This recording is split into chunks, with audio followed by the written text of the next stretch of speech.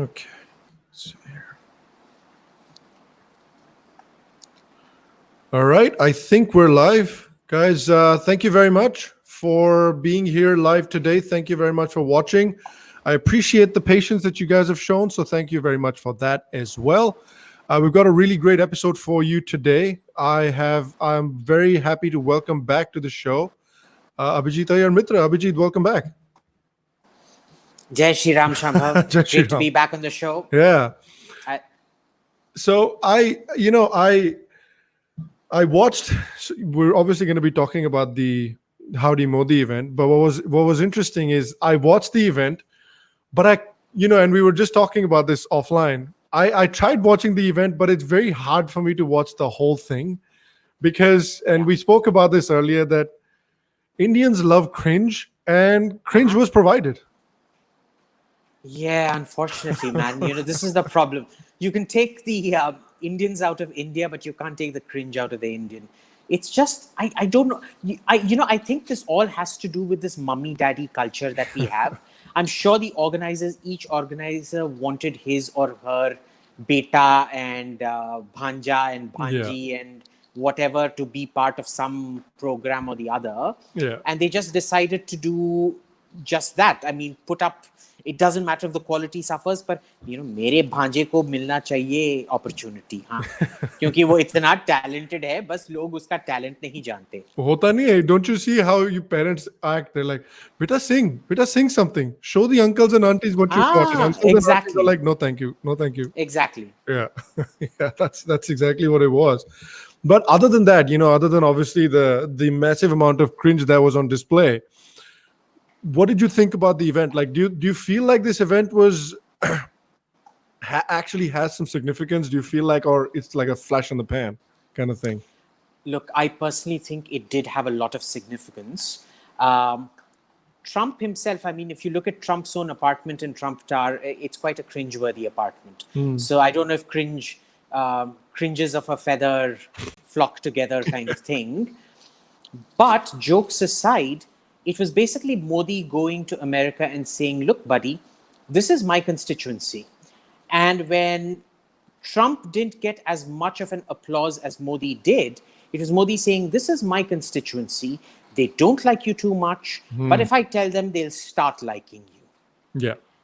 And I think that was the message of the event. And I think Trump understood it. Yeah. Trump understood it because if you look at his second offer of mediation to Imran Khan, he says, well, both of you need to want it. Yeah. As opposed to the first time, which was a bit less nuanced. This time, I mean, the poor fellow Imran Khan goes to the UNGA and then blithers about, the world has let us down. There's been no international condemnation. We're going on putting pressure on people, but nobody's condemning. Boo-hoo-hoo. So I think all up, it was a really, really good event. And there's a dark side to it as well, which is the Indian economy obviously isn't doing very well. We're looking at 5% growth now. So we can't do what the Saudis and the Qataris and the Emiratis do, which is throw deals at them. But why do they throw deals at America? Because they don't have a sizable minority out there, and they can't swing votes. Yeah. Here, what Modi's doing is he's saying, I may not have the deals to give you, but I can swing votes. That said, let's look at these statistics. American Indians aren't a particularly sizable majority in many states. But when it comes up to a close election, and given the way, I think this is an election where the Indian Americans can prove themselves to be a critical swing vote where they haven't been for such a long time. Yeah, there's an article of you that you wrote, I think, in Money Control, right? Yeah. Yeah, it's in Money Control. And guys, the article's in the description, so if you want to check that out after the podcast. What you wrote was very interesting because that's never something I really realized, that the percentage of Indian Americans that vote Republican has slowly been increasing in every election cycle. It's been going up. So like it was 8% for McCain or something like that. And it's up to 23% for Trump, which is a pretty significant increase within a decade if you really think about it. Yeah. And, the thing is, it's not so much a case of Democrats being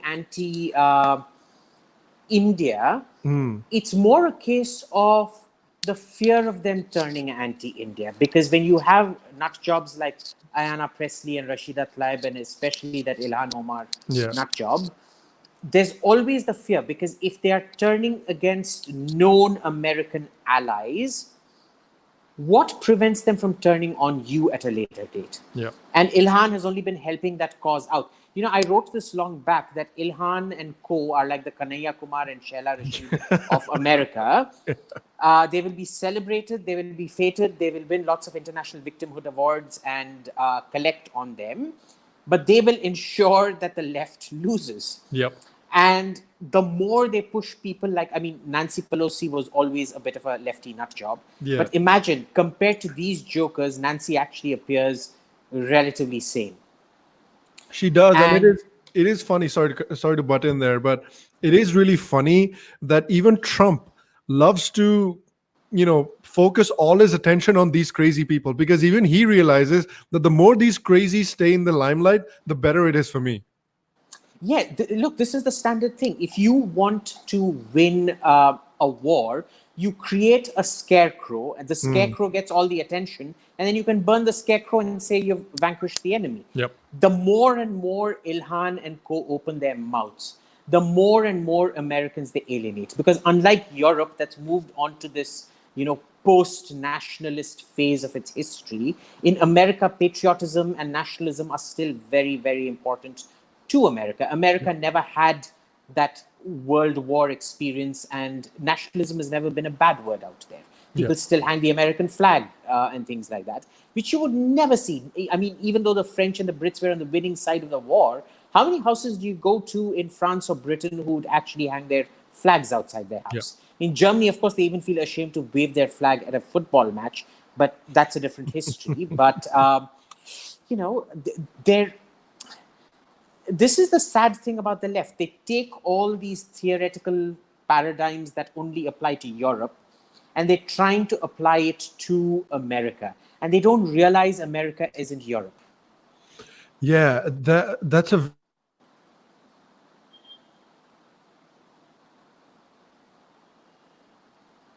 Hello? Oh, I can't hear you. Oh, sorry. Where they were almost trying to tell people that... Oh, did you cut off there? Yeah, cut off. Sorry. Could you repeat what you just said? Oh, you're back now. You're back. Yeah. Yeah. So I was saying that in the 2019 elections that just happened in India, it was almost an election of these two things, like people that dislike India and people that like India. It almost kind of became, in the culture, it almost became a battle between people that like India and people that dislike India. And for some reason, the Congressies and all their stooges, they made up their minds that Indians dislike India, which is not the truth. And similarly, these Democrats, especially these far left idiots, they've made up their mind. They've convinced themselves, living in New York and living in LA, that Americans hate America, that Americans believe that America is a deeply racist, fascist, homophobic, all of that stuff country. And basically, they can't wait for America to fall and create something else from its ruins. That is not the case. If you leave LA, go anywhere in the middle America, which is a very large country, that is not the case at all. And I feel like they're incredibly out of touch there. Yeah, look, this is the same pattern repeating everywhere. Rural versus urban, wherever you go. The thing about Justin Trudeau was that he was smart enough not to keep slamming Canada. It was all about, feel good. To give him credit, it was all feel good. Yeah. But then the man he replaced, Stephen Harper, when he came to the Raisina dialogue that ORF posts 2 years back, he made a very important point. He said, you can't go around calling people idiots to their face and then expect them to vote for you. Now, Justin Trudeau did not call people idiots to their face, and he won. The problem with this particular gang and even in India, the unfortunately INC as well, if you're going to keep calling people bigot, moron, la-di-da-di-da, I mean, seriously, who's going to vote for you, man? You make people feel good and win, or it's because your opponent has made people feel so shitty that he lost. Yeah. You can't go around making people, when you're challenging the status quo, you can't make people feel bad. And that's Oh, hello, puppy. behind me. Yes. You can say hi to him. Oh, And hello. that's him trying to get some attention. Go away, go away. That's Jackie's a on good TV. dog. Yeah, no, you're right. You're absolutely right in that sense. And I don't understand. What I don't understand is who's, they have people that help them with their campaigns. They have people that tell them, hey, maybe say this, maybe don't say this, and all of that. Like we saw with Bernie, that Bernie is clearly being trained by his, campaign manager, which is why Bernie feels like, he must have told him, Bernie must have felt, all right, if I'm a Jew that has to go to ISNACON and get a standing ovation, what do I have to Yeah. do? So Yeah. for a Jew to get a standing ovation in ISNACON, it probably has to say some nonsense about Kashmir that's not entirely true, and that's how you get it. So clearly, these people are being told by some people what to say, what not to say. But I feel like you know, is everyone that's talking to them, is everyone that's advising them this nonsense, or are they just ignoring advice? So there's two aspects to this. One is the echo chamber, because the effect of social media is that there's no center left anymore.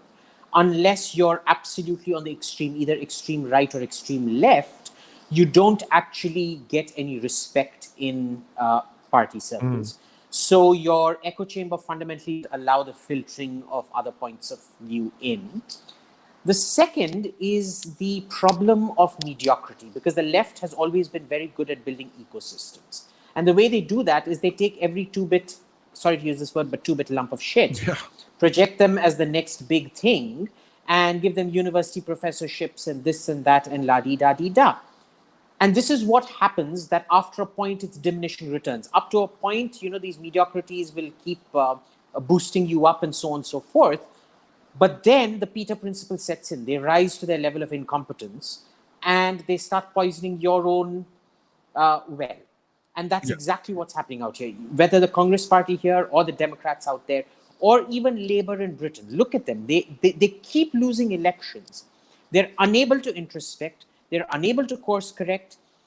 And the problem is, I think they're stuck in this paradigm where they are so dependent on their mediocrities, they're so addicted to their echo chambers that there's absolutely no way out of it.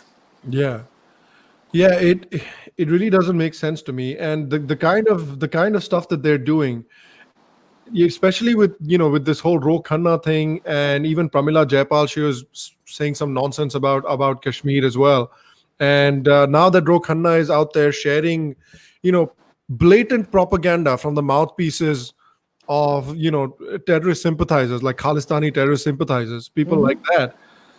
That has got to, and it already has. Like if you look on the Hindu American Foundation's website, they've had various Indian American organizations from around the United States reach out to them to maybe have a chat to condemn Ro Khanna and stuff like that. It's got to have some sort of an effect on the Indian American population, where they feel like, all right, so you just basically hate us. At this point, you just basically just don't like us. So why are we sticking around? There's got to be some kind of soul searching going on in the Indian American community right now. There's got to be, and this is why I'm very thankful to Ro Khanna. Yeah. He, in a sense, he is like that. I know, the token Armenian in the Erdogan party who supports not declaring the Armenian genocide a genocide, who then makes every other Armenian think, what the hell? Yeah. I mean, clearly he's quite desperate. Clearly he's trying very, very hard. The point is, he doesn't realize, not condemning it doesn't make you lose anything. Yeah. But condemning something makes you lose votes. I don't think it's going to translate into more votes for him, but it's certainly going to translate into lost votes for him. I mean, who's going to think and say, oh, Ro Khanna spoke up on Kashmir, because Kashmir is such a big issue in California.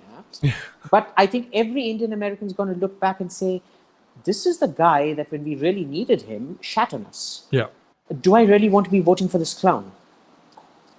Yeah. And I think, I really think Hindu foundations really need to come out and start bashing him publicly.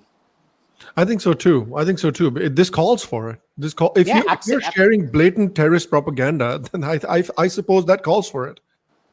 Yeah, but this Rokhana fellow, he seems to have classic. Unfortunately, this is a trait in India. I think it has a lot to do with the caste system. But the higher up you are, the more obnoxious you get. And being obnoxious is seen as a sign of power, whereas Yeah. politeness is seen as a sign of weakness. Similarly, just the way as increased cringe is seen as a as a sign of quality television programming. Exactly right. So I think it's high time, somebody just spat in his face and then he'll get in line. He'll come back down. Yeah. Yeah. You know what? Another thing that you wrote about Trump in the article that I thought was very interesting, and we spoke about briefly as well, that Trump is a very transactional guy. Trump is a very quid pro quo kind of guy. Like, what can you do for me? Yeah. So Yeah. in the sense of, yeah, the spectacle is great, and all the people chanting Modi Modi in Houston, that's also great. But at the end of the day, I think other leaders could maybe get swayed by that, but Trump gives you the feeling at least that he's a transactional guy. He wants something in return, and if you can give him something in return, yeah, he'll play ball. That's the kind of guy that he is. And with with Trump being there, with all the Republicans being there, do you think that the Republicans are now, in the lead up to 2020, actually going to court the Indian American vote, or do you think they're just going to wait for Modi to push them his way? Look, I think they're already courting the Indian American vote by just shutting up. That's We don't want people waving the Indian flag, and we don't want Republican senators going to Kashmir and saying, Jai Bharat Mata Ki and all of that. All we want them to do is shut up. Yeah. That itself is a favor. Thank you very much. Yeah. And that's exactly, tell me one Republican senator or congressman who's done anything over the required thing. If you want to say, I express concern, that's fine. There's a difference between concern and doing what this wanker Rokhana is doing. Yeah. Big difference, right? Yeah. Yeah. And, this is the sad part of it, that people like Rokhana are so desperate for recognition of their... show, guys. We have dog balls on the show. Yay, dog balls on the show. People like Rokhana are so desperate for approval that they will do whatever they think is required. On the other hand, look at Tulsi. Tulsi's never been dragged down in this, even when, Rana Ayub tweeted that nonsense about her refusing the invitation and whatnot. She stuck to her guns. That you have to respect. Yeah. That girl, you can tell, because see, that is the kind of character that comes from serving in the military. That's right. Clearly, she's an honorable woman. She's defended her country. She sticks by her beliefs.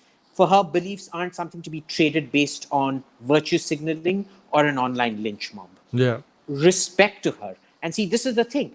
India will actually be better served by people who are not ethnically Indian like Tulsi than they will for some $5 sellout alleged grandson of an alleged freedom fighter. For all we know, he was in for drugs, snorting cocaine during the Quit India movement or whatever.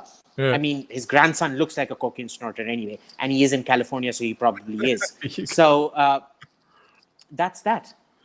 Yeah, I think that the point about Tulsi is also important. And, the other thing about Tulsi, and you said it yourself, is she's someone that served in the military. And in the United States, people have all the time in the world for people that serve.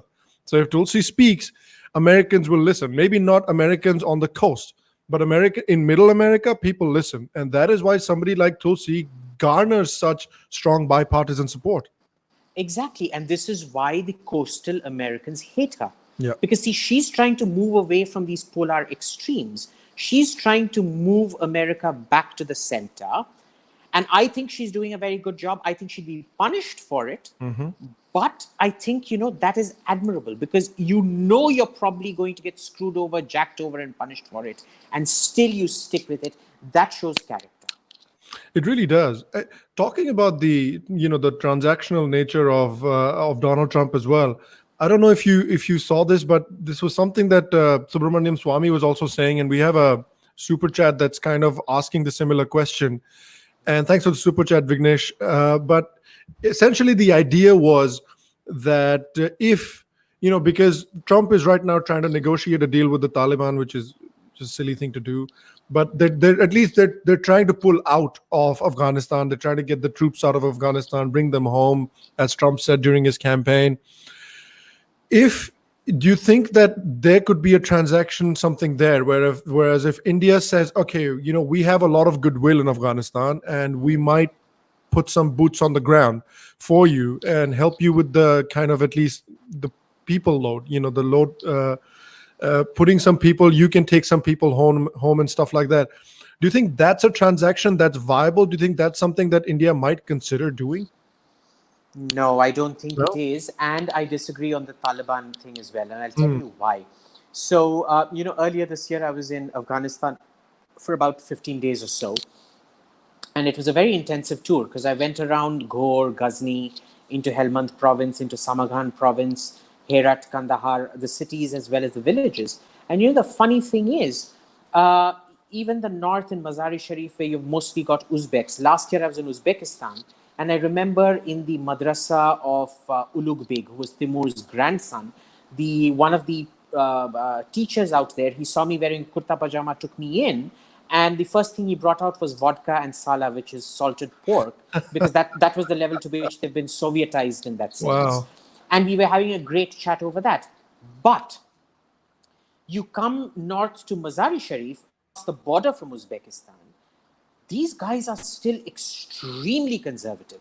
They're all wearing burqas, even though you don't need to wear a burqa. You just need to cover your head, but they will wear a burqa. And Mazar-e Sharif was still one of the most westernized cities in Afghanistan after Kabul. Really? So which tells you a lot. Yeah, it tells you a lot. That and this went on coming out during my chat with local Taliban commanders in Afghanistan, where they said, you keep calling us Taliban, evil terrorists and all of that. Look, the Taliban aren't very different. They're imposing a way of life on us, which we lead anyway. We want our women to be covered. We want plural marriage. We want this. We want that. La-di-da-di-da. And this, and unfortunately, whether we like it or not, this, I don't agree with the American formula of good Taliban, bad Taliban. But we have to understand there isn't a difference between Taliban and rural Afghanistan. In urban Afghanistan, yes. But urban Afghanistan, urbane Afghanistan, not urban Afghanistan, is a very, very small fraction. The rest of them all live to these tribal, very patriarchal rule. So I don't think Trump was wrong in negotiating with the Taliban. My issue is the basis of that negotiation has pushed my Zalmay Khalilzad was wrong, which is that you think the Taliban are this one united whatever making deals with you. Okay. What you need is a strongman. You need somebody, some nasty character like Abdul Rashid Dostum and so on and so forth, who have no time for democracy. The only thing they're interested in is power, but they can hold the country together. What everybody forgets is that, Najibullah actually held that country together between the Soviet withdrawal to the collapse of the Soviet Union as long as the money came in. They, in fact, defeated the Taliban in Jalalabad, even though it was fighting under direct support from the Pakistani army, both air support and ground support by the Pakistani army. They defeated the Pakistani army in Jalalabad, and that's how good the Afghan army is. The point is, you just need to give them money, you need to give them arms, and this thing that somehow we can socially engineer a country where 90% of the population is fundamentally living in the Middle Ages, it's just not going to fly. So you need to be very clear about it. I don't object to him negotiating with the Taliban. I object to the terms of that negotiation with the Taliban. What were the terms of the negotiation? Well, mostly it was this thing, let's come up with a power sharing agreement. Why should America determine that power sharing agreement? Okay. This is a tribal balance that gets determined between itself. It needs to be, you need to find a local strongman. And I'm sorry to say this, but neither Karzai nor Ghani are that strongman that you want. The National Security Advisor, I forget what his name is, but he's running for president, vice president, I think now. Him, Abdullah, I think they're more than capable of looking after. That's not him. No, damn. Why am I? Anyway, I think he's got great clarity of thought. These are the two, plus Abdul Rashid Dostum, who's I think too old to rule now, who are the guys that will hold it together for you and keep the Pakistanis out.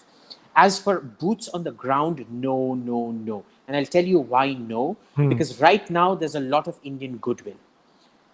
But the moment you have boots on the ground, you're seen as an occupying power. You'll automatically be seen as an invading power, because it doesn't matter if you've come in. The Soviets couched their occupation in the terms of, oh, we're providing fraternal assistance to a fellow socialist country. Yeah. The Pakistanis came around saying, we're providing assistance to a fellow Islamic country. And the Americans came in saying, we're coming to liberate you and give women's rights and democracy and, democracy and freedom kind of thing. And that doesn't work. So, it's just one of those things.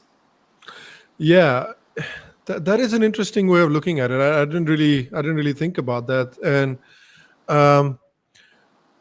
so essentially, at the end of the day, then the only transaction that India can do with Trump, because the Afghanistan putting boots on the ground is out of the question. So the only transaction that's pretty much left is now, can we transfer some Indian American votes over to Trump? That's the one big transaction that was left. And I feel like, yeah, Howdy Modi does go away in maybe addressing that. And of course, we'll see.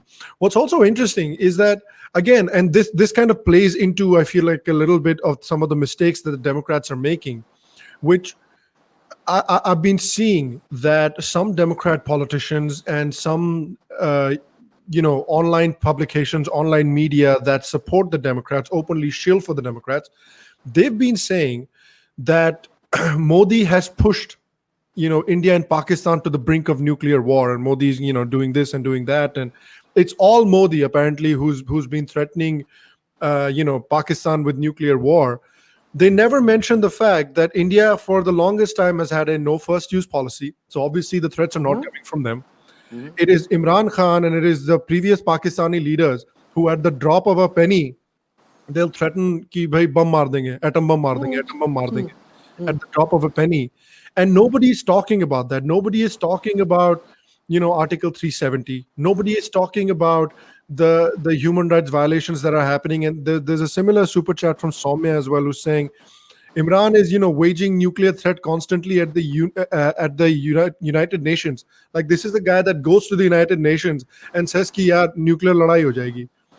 So, and nobody's talking about that. Clearly, this is a weird blind spot for the Democrats when they go out to Isnakon and completely toe the Pakistani speaking line.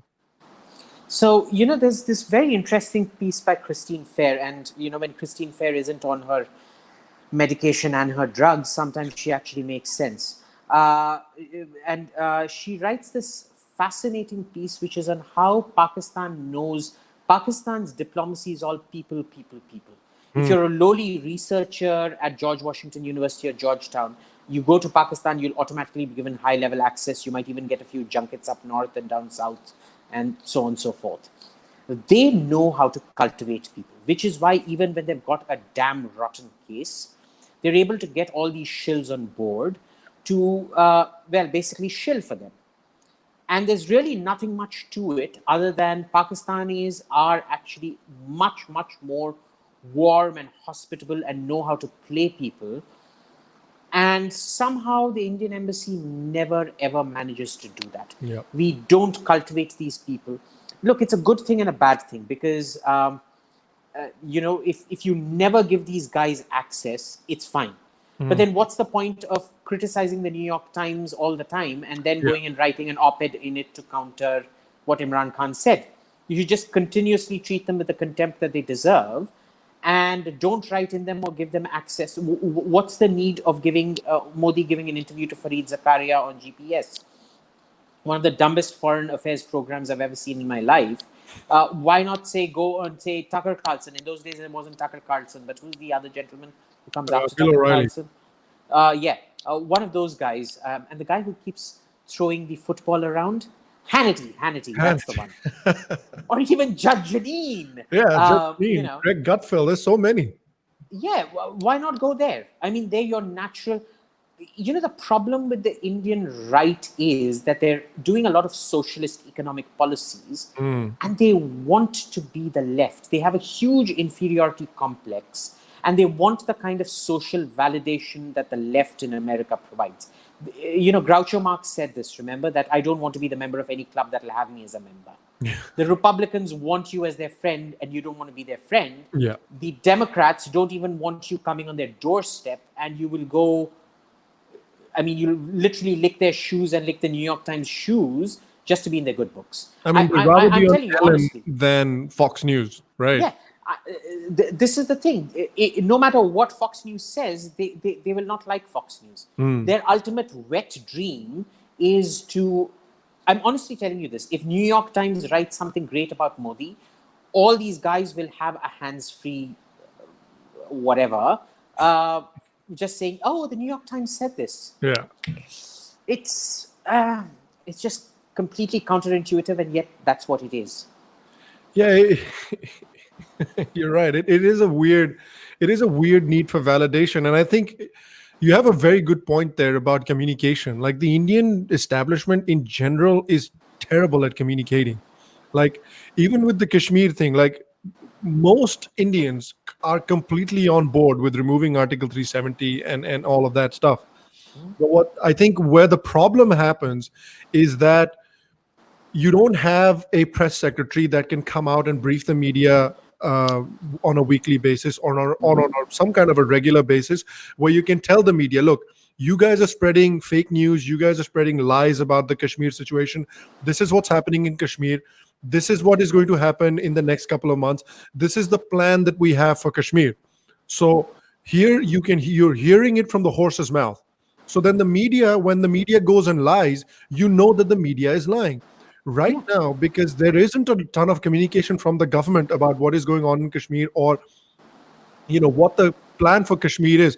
Even if the government has the best of intentions, it still leaves the field open for this media to come in and start spreading rumors and start creating doubts. And the other problem with this is, the problem with this particular government is that they keep giving selected leaks to their best friends. See? And those friends don't necessarily have their interests at heart. So the thing here is, you have to be completely impartial with the media. You need to hold daily press briefings and keep giving out information evenly and equally, so that nobody can actually claim a scoop. You can't have rehearsed people who are very, very quiet, that don't have stage presence, media presence, or anything of that sort, going around giving... You can't have a bureaucrat running things. Yeah. Look, you need, like Manmohan, Sanjay Baru, you need something like that. You need Pranav Mahajan to Vajpayee. You need Sanjay Baru to Manmohan Singh. You need something like that. And sadly, there's no one like that. There's nobody with a power like that, because the problem is Modi doesn't delegate power. He centralizes power onto himself. He gives nothing to no one.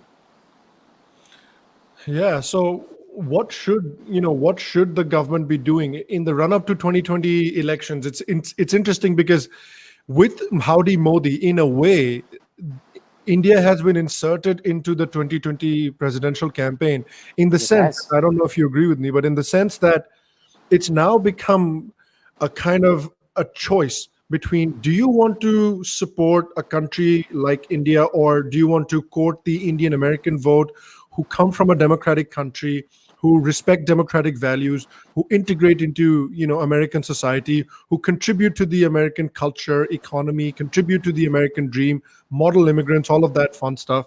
Or do you want to side with the Ilhan Omar and the Rashida Tlaib and co, that openly cozy with Linda Sarsour, or all those unsavory people, openly cozying with Hamas supporters, openly cozying with Islamists, openly questioning and undermining America's founding principles, democratic principles? It's kind of almost become a bit of a tug of war between those two kind of ideologies. Look, and that kind of suits our purposes. It suits our interests. And, when push comes to shove, ultimately America will choose America over anything else. That's the statement Trump made at the UN. Was it today or yesterday? That the time of internationalism is over. This is the time of patriots. And I agree with him completely, 100% on that. And that's good, because if we are on the side of patriots, we automatically come out on the winning side. Yeah.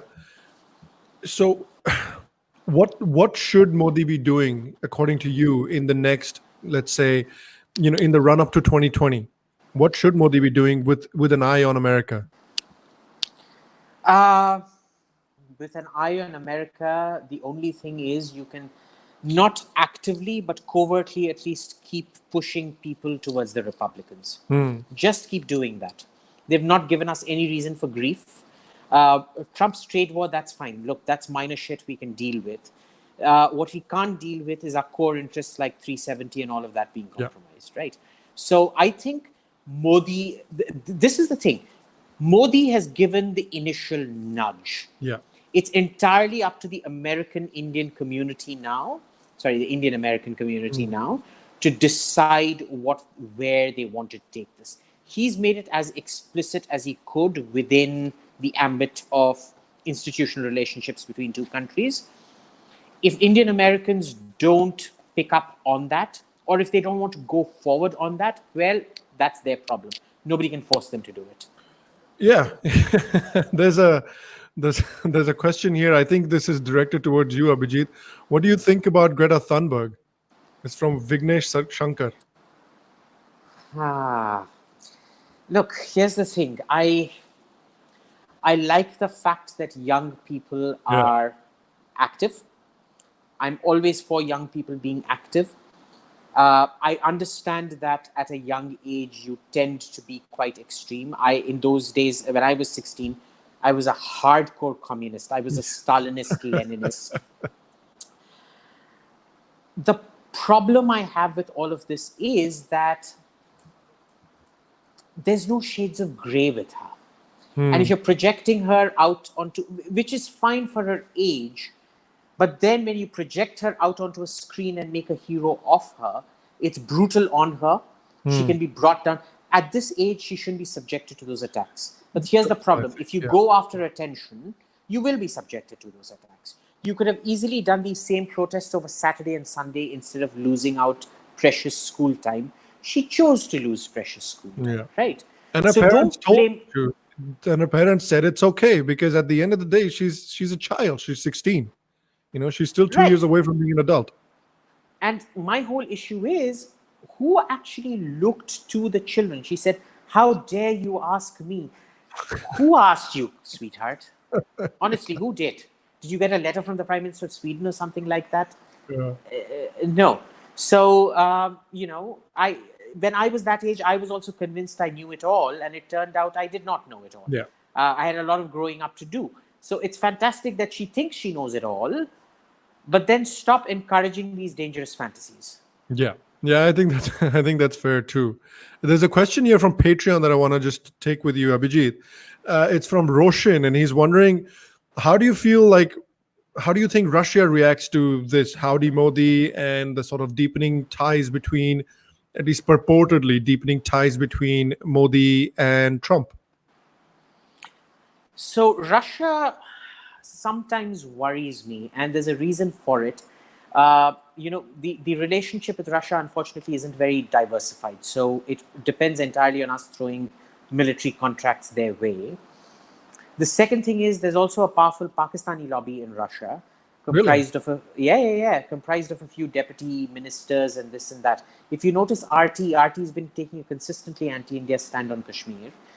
In fact, this time when I was in Kashmir, they went on telling me, after Al Jazeera and sir, we don't watch Indian channels. We only watch foreign channels. Al Jazeera, NDTV, and RT. And, we're not the ones calling NDTV anti-national. It's the Kashmiris who watch NDTV who say we don't consider it an Indian channel in that sense.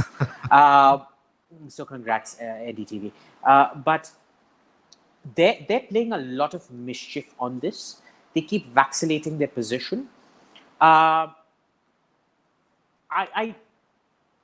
the third important thing out there is they used to have some very, very good India hands in Moscow. Sadly, that entire pool of expertise has dissipated. Really? Look, Russia used to be in terms of education and knowledge, used to be almost a first world country, right? Amazing caliber of science and all of that. All of that's moved out. It's basically become a third world country with commodities income in that sense. It's basically a white Saudi Arabia. And that never bodes well for us, because when expertise goes, they keep forgetting what the equities they had in India are. But here's the thing, look, we can always outspend Pakistan with regards to Russia. We can never outspend China with regards to Russia. So invariably, Russia is going to be moving into Chinese orbit. And there's nothing we can realistically do to stop that unless we become richer than China, which probably isn't happening in my lifetime and certainly not in yours. Yeah, I think that's something to keep an eye out on as well. RBK has an interesting question. He says, this Modi's bonhomie with Trump takes a huge gamble that Trump wins in 2020. If this doesn't happen, there'll be a US president quite hostile to India. Is this a risk worth taking? Can they be any less hostile than what they are? Look, we're coming from a position of desperation here. Yeah. If the next American president is going to be anything like Ilhan Omar or what Bernie Sanders has been doing over the last 2-3 days, then, what's left to lose? Yeah, no matter what Modi does, like even if he just keeps his mouth shut for the next year, if a Democrat president comes into power, they're still going to be hostile to India. They're still going to be hostile to India. Look, there's a big school of thought that keeps saying, the Democrats are actually much more pro-India than the Republicans have been, and so on and so forth. They certainly make a good case for it. The problem is the Democrats we know aren't the Democrats we see today. If Bernie, and Bernie was actually quite balanced during the last election. If the Bernie shift is anything to go by, if Ilhan Omar is anything to go by, then, the Democrat Party of today isn't the Democrat Party of Obama or Clinton. Remember, Clinton came about being quite anti-India, and then he shifted his position completely after the nuclear tests. Yeah. People forget that, the nuclear tests basically forced Clinton to... his first trip to India was a year after the nuclear tests. Yeah. Not before, after. These demonstrations of power always work because Americans respect power. When you demonstrate power, it works. So let's see what the Democrats do, because if you demonstrate, assume he loses, assume Trump loses. I don't think he's going to lose. I think he's headed for a second term.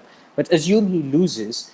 If you demonstrate, even in loss, that you've shifted 10% of the vote to Trump, what do you think that does to a Democrat? Is a Democrat going to think twice about pissing off India again? Probably he is. Look, Netanyahu actively campaigned against, against Clinton or Obama? I forget now. It was very blatant, in your face. And I think it was Clinton too.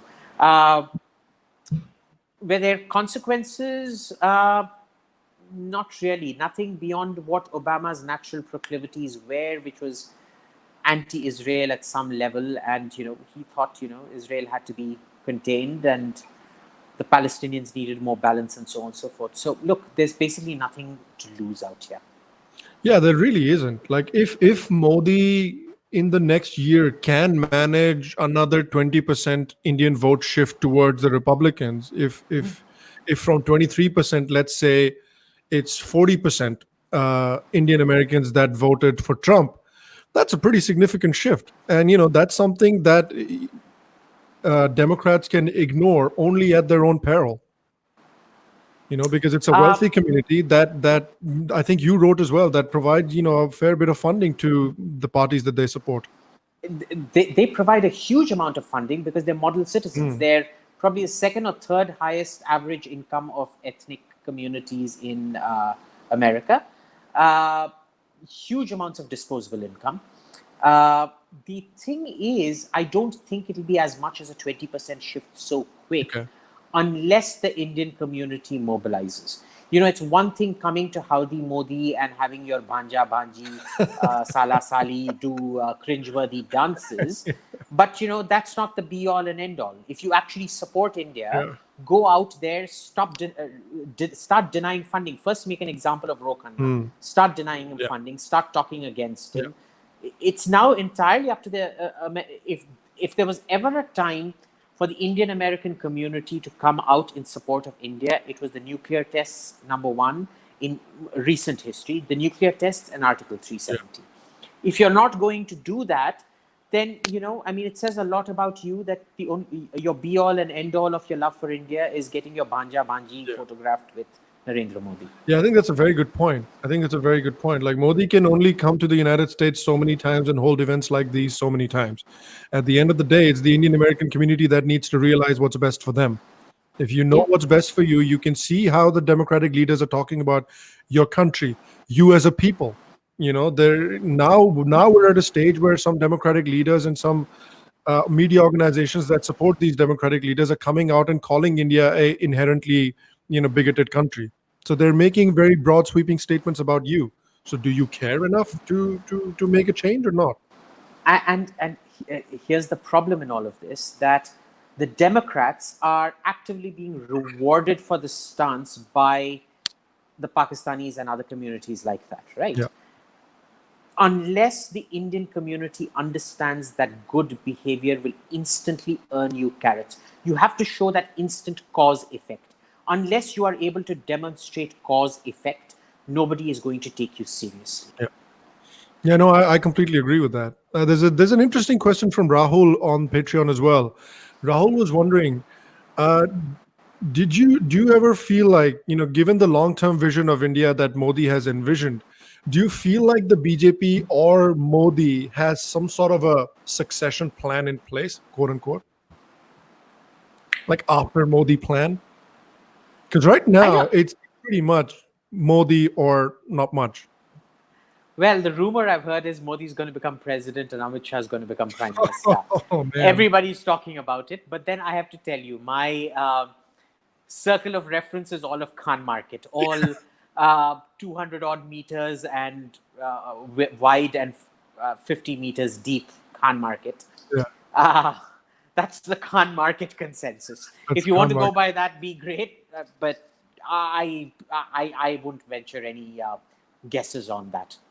Yeah, but so would you not venture any guess on who might be next, or would you like to venture a guess on whether or not, do you think they have a succession plan in place, or do you think it's, they're on such a high right now that maybe they're not thinking about it? It would be strange if they're not thinking about it. Let me put it this way. It's un-Indian to have a succession plan. You look historically, be it Prithviraj Chauhan, porous Prithviraj Chauhan, the Lodi Sultan.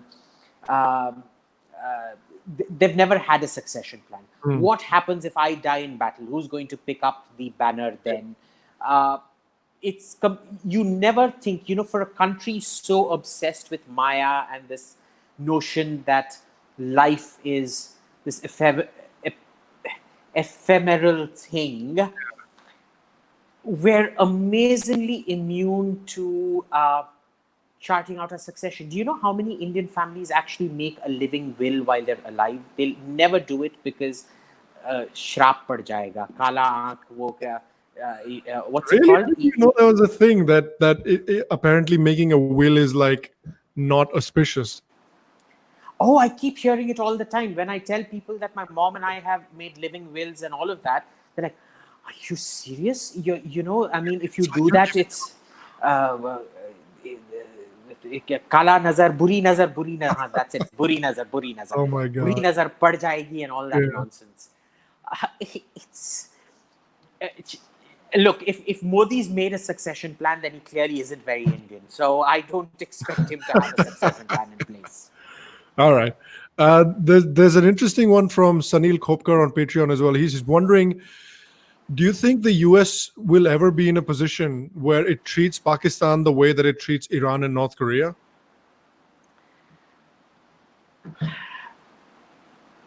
Not as of now, not unless we understand what Pakistan's game in America is. They are so deeply infiltrated. They go around very strategically funding, and it's not just funding, it's also access. It's their ability. I was reading this fascinating book on Rome And, Augustus set up the first fire brigade in history, apparently. Wow. And that fire brigade became notorious because when there was no fire, they'd go around setting buildings on fire so that they could go solve the problem and get their bonus. Yeah. Pakistan's like that. It's a pyromaniac who then plays firefighter. I think there's been a movie made about this as well, right? There's some crazy pyromaniac who joins the fire service. Kind of like Dexter, how a psychopath joins the police service Right. as a detective kind of thing. They do this whole Dexter pyromaniac thing. So on one hand, they can create geopolitical flux that always manages to trap America. It's this messiah complex that America has. They've penetrated it, they've understood it, and they know how to work it. The second thing is they fund a lot of institutes and things like that in America, not directly, but indirectly. They may not have much to invest in education and electricity back home, but they've definitely got money to pour into DC. And they know this whole access hospitality game. You start cultivating people early from the moment they're 17, 18, coming to do Pakistan research, or the ambassador goes to Georgetown or Harvard or whatever and cultivates all these clowns. They know how to play this. We don't. We're fundamentally arrogant. We're too aloof. We're too protocol driven. We're too rules driven to be able to emulate that model. So no matter how bad it gets for Pakistan, I would almost sign my own credibility on this, that Pakistan will never be treated the way North Korea or Syria will. What I don't understand, and this is a genuine question, like what do Republicans see in a meaningful relationship with Pakistan, knowing what they know, knowing where Osama bin Laden was found, knowing what Pakistan has been up to in Afghanistan, knowing how Pakistan's involvement has directly cost lives of American citizens, American soldiers in Afghanistan. What keeps Republicans willing to engage with Pakistan over and over again? Democrats, obviously, we understand. But what about Republicans, you feel? With Republicans, it's purely the problem of having been trapped into a situation. Okay. George Bush could not have known that 9/11 was going to happen. And once it happened, the most practical way was to use Pakistan for access. Trump, he doesn't want to be dependent on Pakistan. He'd rather Afghanistan never happened, but his election promises to get out of there. So he's got to do what he's got to do. If you remember, George Bush, before 9/11 happened, was turning intensely hostile towards Pakistan. And Pakistan still managed to pull off this whole thing and get into the good graces, right? The second issue is you always have these pseudo-academics in DC that keep muddying the waters. They keep saying, now this is the time, It's like we have people in Delhi always, the last army general wasn't really pro-India. This army general is pro-India. And when this army general turns anti-India, then they're like, they wait for the next one. And see, there's no institutional transfer of memory. There's no institutional transfer of knowledge. Because when you've been made a jackass out of, do you actually want to tell your successor that, the Pakistanis made a jackass out of me? You're not going to say that. You're going to pretend to be the smartest thing within a 5-mile radius. And, they tried to make a jackass out of me, but see, I was really smart. And, you don't understand the nuance of this. You don't understand the shades of gray of this. They depend on that. And the problem is because, American administrations are filled with party loyalists. Every time there's a turnover, they keep turning people over. And Pakistan always rewards so-called academics and so-called government people who are loyal to it. They'll never, for example, dump Robin Rafel, for example. Right? Robin Rafel will always be their blue-eyed girl. India, on the other hand, never supports whoever supports India. We have a long history of dumping those who support us. Yeah, that's true. And it isn't even just in America. Remember, Morarji Desai, scaled back intelligence operations in Pakistan. Then I.K. Gujral comes back and he also scales back intelligence operations in Pakistan. Yeah. And then at the beginning of the last term, this government also did it with the Baloch, which is why the entire Baloch rebellion has now gone to the dogs. Chidambaram managed to set Balochistan on fire. And look at what the Modi government did. So, this isn't unique. We keep doing this. We don't reward our friends. If there's a lack of institutional memory transfer in DC, there's an even worse lack of institutional memory transfer in Delhi.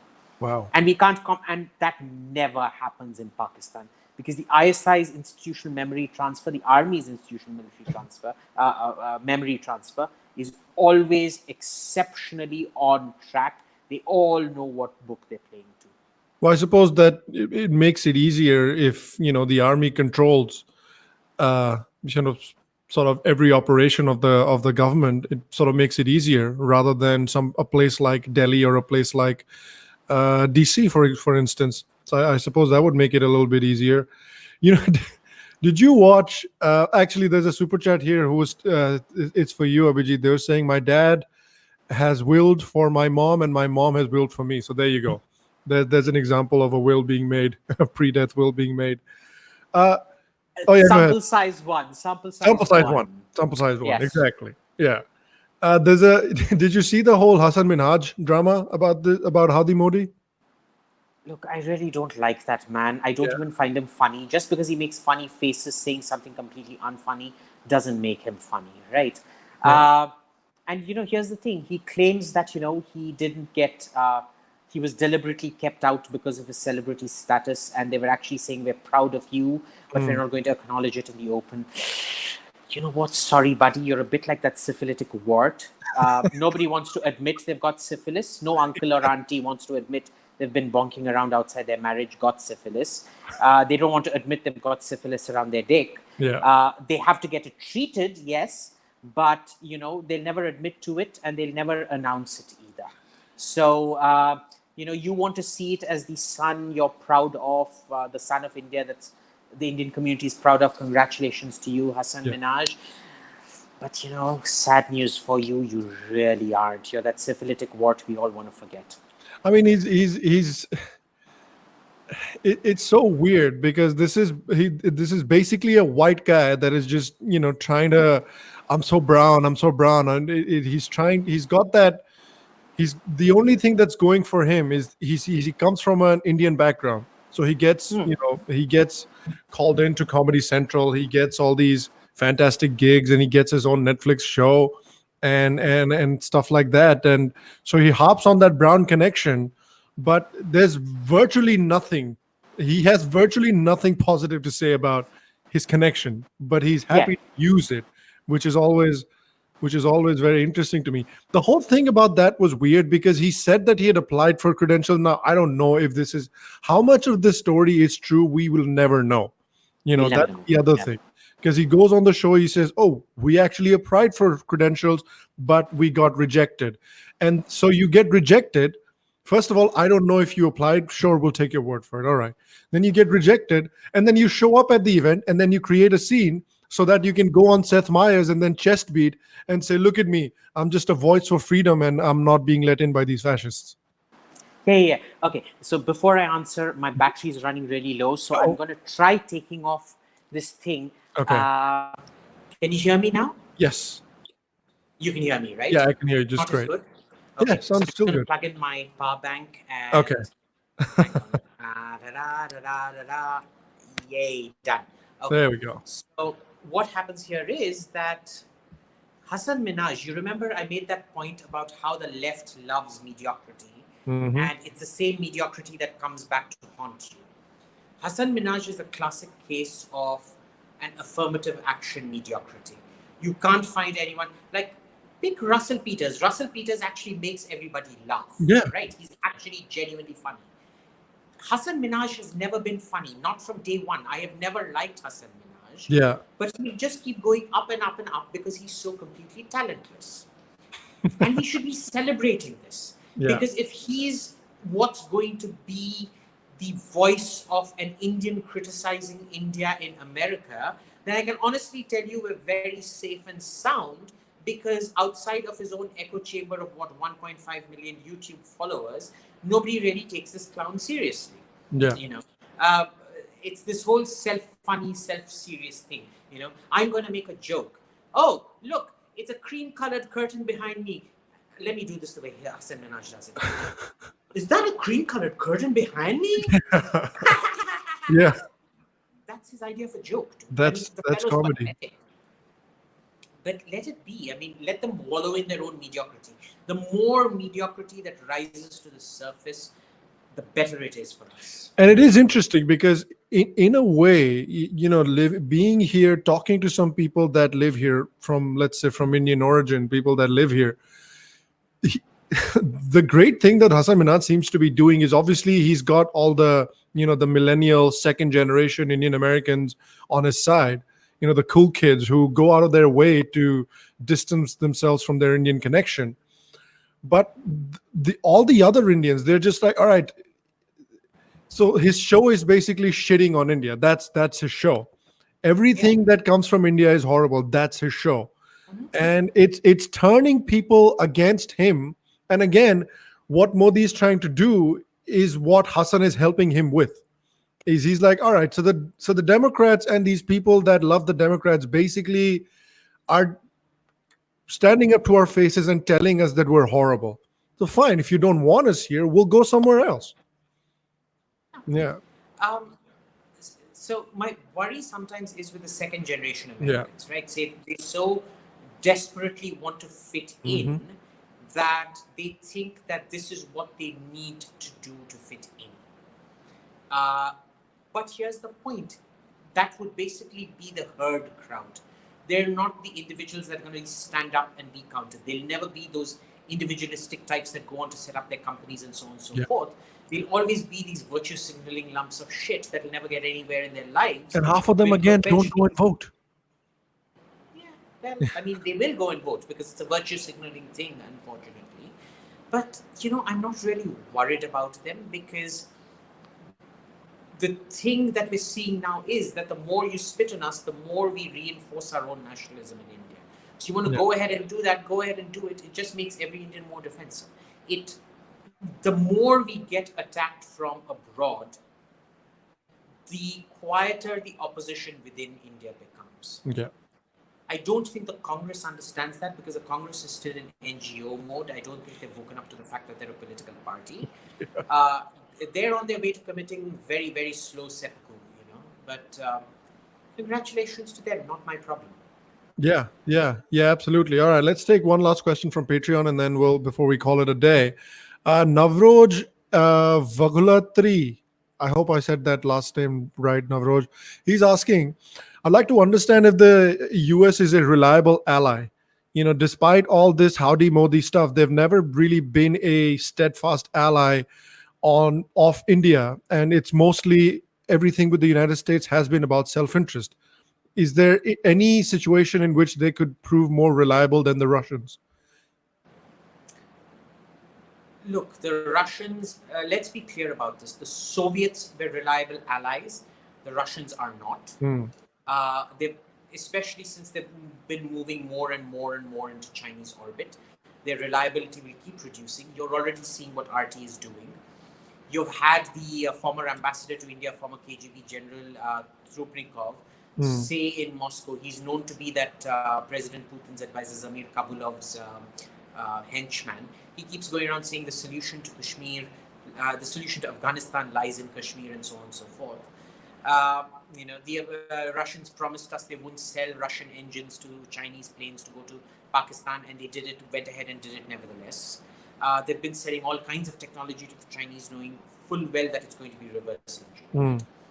On the other hand, look, India has never really been, I think everybody needs to read Ambassador Dennis Cook's book on India, America, and Pakistan, America, to understand this from the American point of view. India has never been an American ally. We started off with this fascination for the Soviet Union. We never joined the American camp. So how is America going to be an ally to you? On the other hand, look at how good an ally America has been to, say, someone like Europe, someone like Saudi Arabia, in spite of all his abusing and whatever before the campaign, to Israel, and most of all important to us, to Pakistan, that even now they find it so hard. The 9/11 attacks were planned in, Pakistani controlled Afghanistan and all of that. and still they can't bring themselves to bomb the shit out of Pakistan. Yeah. I mean, what more kind of ally do you want? Like, what more do you need than Osama bin Laden being found next to an army colony? Like, what more do you need? Damn straight. And they still will not go and bomb Pakistan. Think about that. Why aren't they doing that? I think there have been examples of American perfidy, and that was mostly to do with Taiwan. When in 1979, was it? Or I think 6. They switched diplomatic, or maybe earlier, I forget. They switched diplomatic recognition from Taiwan to China. But remember, all these Indians who claim that we're master strategists, there's no such thing as permanent friendship, there's only permanent interests, want America to somehow just swallow its permanent interests. Yeah. You create permanent interests, then America, like they say, grab people by the balls and their hearts and minds will follow. You need to grab America by the balls. Pakistan understands how to grab America by the balls. Do you? So don't say unreliable ally. We're not lovers. We're not in holy matrimony made in heaven. Yeah. We're fundamentally democracies loyal to our own people. Our loyalty is, you can't expect Americans to be pro-India and Indians to be pro-America, right? Indians have to be pro-India. Americans have to be pro-America. Yeah. Uh-oh. Sorry, how much leverage you have on them and grab them by the balls. Yeah. I think that's fair. I think that's absolutely fair, and I think that's what I feel like Modi is also trying to do with the. Sorry. Damn. I can still see you. What just happened? Can you hear me? Yeah, I can hear you and I can see you. Did you go away there? Can you? Oh, he was right here. Oh, you're back.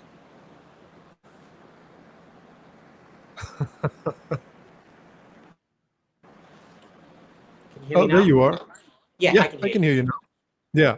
Yeah. No, I was just gonna say finally that I feel like, and that's what Modi is trying to do. Like maybe not grab them by the balls, but definitely kind of shake them by the shoulders a little bit.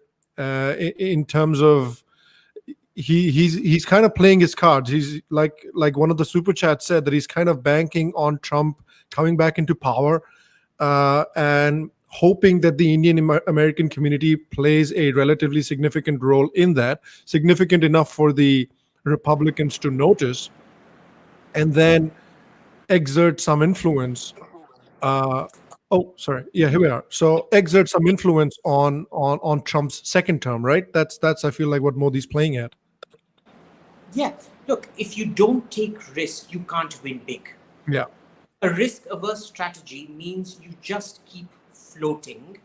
And the problem with that is, look, that is one vector. The other vector is your economy. When it goes up, it's great for you in America. When it goes down, it can't, the entire relationship goes down. Yeah, you lose a bargaining chip there. Right. So you don't gain anything, but you lose a lot. And that's the problem with the status quo. We keep on following the status quo policy. It isn't going to go anywhere. Yeah, you take risks, you may lose. But then what's the point? Big achievements are made by risk. It's not the babus, the IAS bureaucrats of the world that created Microsoft and Oracle and what have you. It's people who went out and took that risk knowing they could fail. And that's what's great about California. In California, you can keep failing, but banks will keep giving you loans for a new startup which finally succeed, which doesn't happen in Germany, which is why Germany isn't able to replicate the same this thing, even though they've got the same, probably even higher human capital than America does. Why aren't they able to replicate that? You can't spend your entire life being scared of failure. You need to take risks. You need to take big risks. He's taken a calculated risk. It isn't such a big thing because he's left it up to the Indian American community to follow on from here. Yeah. Now, if the Indian American community doesn't follow on, shame on them. Yeah.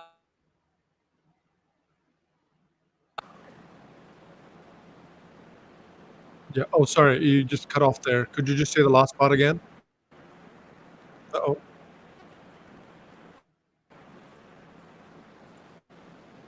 Oh, there you are. Sorry, can you hear me? Yeah, I can hear you now. Sorry, could you just say the last part again? You were just saying something about if the Indian American community doesn't follow up, shame on them. And then I think you were saying something and you just cut off. Look, if the Indian American community doesn't follow up, shame on them. if they don't, if they can't take the hint, if you're not going to be useful now and do what's required, then, just stop this entire tamasha of being Indian. And I mean, stick it. We don't really need you. End of story. Yeah, because at the end of the day, the community needs to take a little bit of responsibility too. Modi can only do so much for you. At the end of the day, if you want your destiny to change, you have to take it into your own hands a little bit. Damn straight. Fortune favors the brave. That's it. Yeah, absolutely. I think that's a good place to leave it at that. And I think, yeah, really, I mean, Modi has come and done his job. Like, he has given the Indian American community a great platform in the United States. He's almost shoved them into the the national limelight. He can't do anything more than Trump coming to a packed stadium saying that he loves Indians, saying that he wants to take care of the Indian American community. That's the most he can do. Now the Indian American community needs to show Trump that, okay, we're gonna we're gonna go with you a little bit. We're not gonna go with a party that continues to abuse us and continues to insult us at every turn. So I think that's a good takeaway from this conversation. Now, again, I want to thank Abhijit for taking the time out today and coming on the show. Thanks, Abhijit. I appreciate it, man. Thank you. Insha Ganesha, there will be more. Jai Shri Ram. Absolutely. Insha Ganesha definitely will do more. Thank you, everyone, for watching today. Thank you, everyone, for the super chat. Thank you, everyone, for the Patreon questions. Again, Abhijit's article on Howdy Modi, it's on Money Control, and it's the link is available in the description down below. So make sure to go check out the article. It's great. It's fantastic, and it'll give you a really good idea of the whole event if you just like us were not able to watch the whole thing because the cringe was too strong. So you can check it out over there a little bit. Other than that, guys, make sure to subscribe, follow Abhijit on Twitter and all the other social media things. That's available in the description as well. Subscribe to the channel. I'll see you guys later. And until then, stay happy, stay healthy, and I'll see you guys soon. All right.